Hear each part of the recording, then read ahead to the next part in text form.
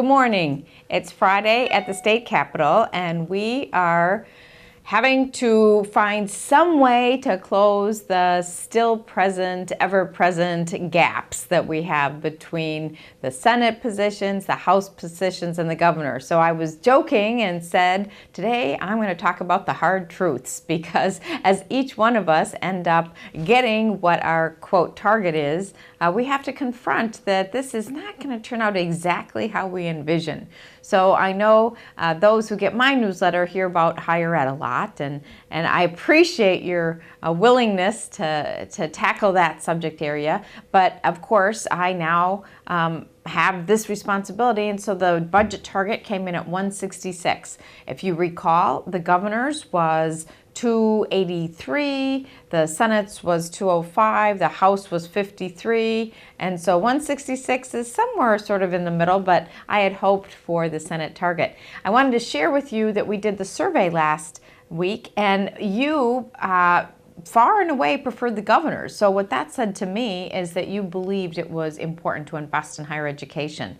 Then there were also many of you who supported the Senate position, and so when I add those two together, again, I see that many people do believe it's important to have a strong investment. And then there were those who preferred the House, and how I interpret that is you believe that it's important, even though we have the surplus, that we are very prudent when it comes to spending, and I can appreciate that perspective as well.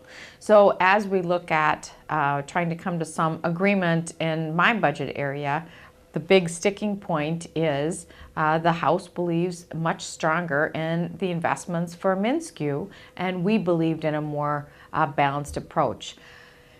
I don't know how it's going to turn out. There are many provisions within the bill that the Senate has put forward the House doesn't have, all sorts of accountability measures, our commitment to the state grant program. So there will be some give and take, and you'll get the end of the story when session ends.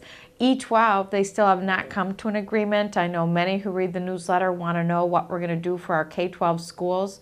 I can't tell you that, but I can tell you your advocacy is making a difference, because in the beginning, the governor said what was most important to him was this universal preschool. You said loud and clear, we want a formula increase. That message has been heard. It's been heard by all the legislators as well as the governor, and so I think you'll see some movement towards that end. The other really tough budget area is Health and Human Services, because even just projecting what natural, aging and changing of the population would cost the state, we were going to have an increase of over $1 billion next biennium from what we had last biennium. And so there's a real struggle about that. Many are saying we have to find a way to stop that cost curve. Those on the other side are saying it's not possible to do that unless you take some kind of a fountain of youth pill, because the facts are what they are. If you have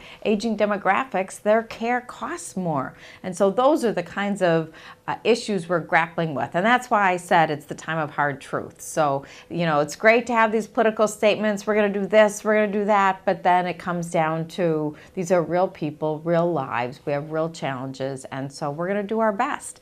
Thank you for being an engaged citizenry. I now have over 6,000 people on our newsletter, and every now and then I get please take me off this list, and we do. If you're one of those and we didn't, I apologize, but mostly I want to say thank you. It's a privilege to serve, and I will do one last update when the whole thing's done and tell you how it turned out.